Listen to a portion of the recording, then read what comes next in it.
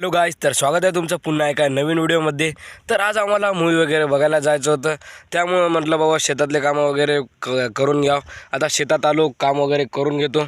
Movie बघायला जायचं म्हटलं तर टाईटमध्ये जावं लागते, त्यामुळं मग आम्ही खताचं पोतं वगैरे फाडलं आणि बघू शकता ते बकेटमध्ये खत वगैरे टाकलं आणि खत द्यायला सुरुवात केली.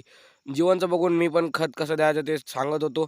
बरं झालं जीवनचा छोटा भाऊ आला, नाही तर आमचं मूवी बघणं कॅन्सल होत होतं.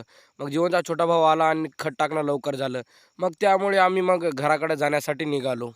मग घरी वगैरे आलो आणि टाईटमध्ये कपडे वगैरे घातले, कारण की मूवी बघायला जायचं म्हटल्यावर टाईटमध्ये राहावंच लागते.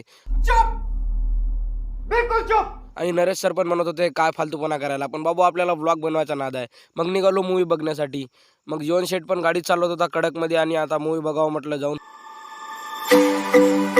थिएटरला वगैरे पोचलो. तेवढ्यातच जीवन शेटनं गाडी वगैरे पार्क केली आणि पिक्चरला थोडा वेळ होता, तर आम्ही नाश्ता वगैरे करून घ्यावं म्हटलं. मग नरेश मास्तर इथे शिकलेले आहे, त्यामुळे यांना सगळं माहीत होतं. मग आम्हाला स्पेशल सरांनी नाश्ता वगैरे करू घातला. मग थिएटरमध्ये आलो. बाल्कनी गरीबाची टॉकीज आहे बा. स्वस्तात मस्त ऐश करायची, टेन्शन नाही घ्यायचं.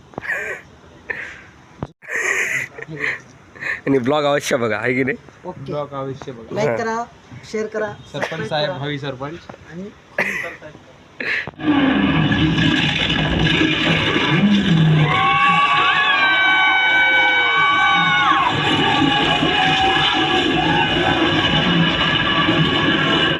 पिक्चर बघायला थोडं लेट झालं. मग घरी जाण्यासाठी निघालो. संध्याकाळचा व्ह्यू पण खूप गजब दिसत होता.